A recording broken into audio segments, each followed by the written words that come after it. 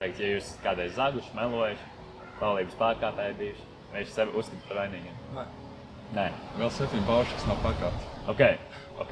Tātad tu tagad rekomendēsi, es tev teiktu, ejam apzakt Latvijas banku. Es neiešu. Tā, kas ir pārdaugā. Es Tu neiešu. teikti, ka tas nebūtu slikti. Tas ir slikti, tāpēc Tas ir neiešu. slikti. Tas neiešu. Tātad sanāk, ka tu esi slikti cilvēks, pareizi? Tāpēc nē, es neaplaupīju banku. Ok. Bet ja vienkārši kad esi zadzis un Dieva acīs, ja mēs tagad runājam par Dievu, Dieva acīs tu patiesībā jau esi izgāzies. Tas bija zaglis, melis, un viņa priekšā tu jau esi izgāzies. Un mēs visi esam, jo mēs visi kādreiz esam melojuši, zaguši, laulības pārkāpēji esam, bet varbūt jūs dzirdējat, ko Jēzus Kristus ir izdarījis. Dievs sūtīja savu dēlu, kurš sauc Jēzus Kristus, kurš bija šeit uz zemes 2000 gadus atpakaļ un nomira par visiem mūsu grēkiem. Kāpēc viņš varēja nomirt? Tāpēc viņš bija perfekts. Viņam nebija šis tūlis, ka viņš bija melojis, zadzis.